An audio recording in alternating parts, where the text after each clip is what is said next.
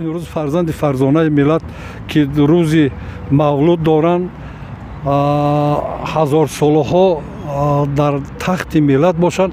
با قول فردوسی بزرگ به نام خداوند جان و خیرت که از این برتر اندیشه بر نگذرد. خداوند نام، خداوند جای، خداوند روزیده یا راهنمای، خداوند کیهان و گردان سپر، فروزنده ماه و ناهید. خداوند کنه که جناب عالی در سر این ملت هزار سالها در سر این ملت باشد، سایبان این ملت و پیشوای ملت باشد.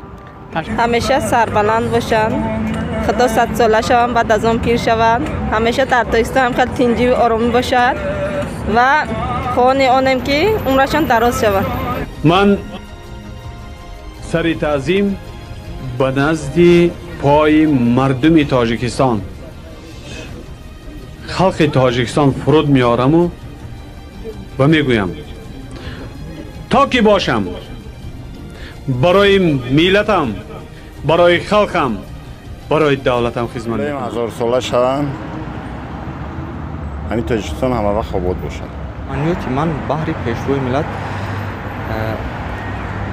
با پیشروی ملت سربلندی، سعادتمندی، عمری بردوام و تمامی بردگاری ها رو تمنا دارم.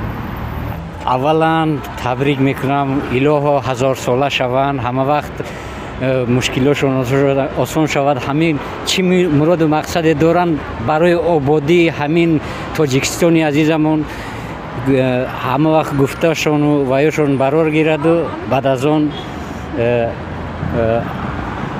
چی مراد مقصد دارن اجرا شود. ملت دویم سلامت باشن. پیش از همه یک شعار هست: جاویدان بود تاجیکستان با پیشوای ملت محترم امانوئل رحمان. من تاجیکستان رو دیاری بیشتاسای خودمان رو به پیشوای ملت تصور کردن نمیتونم. بگذار سلامت باشن، برای ما باشن. تمام داریم که همیشه پیشوای ملت در همین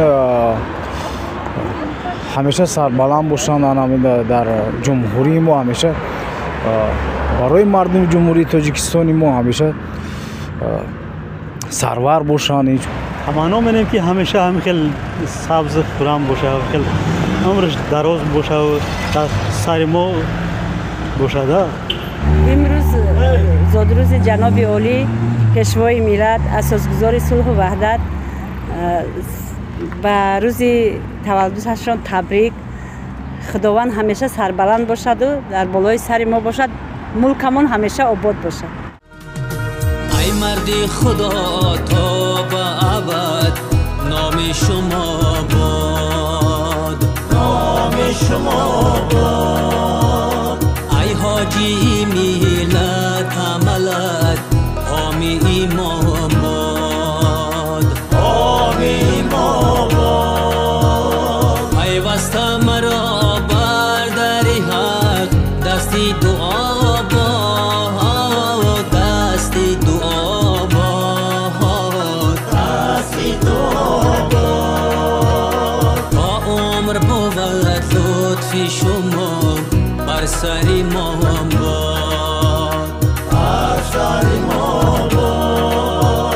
عمر بود لطف شما بر سر ما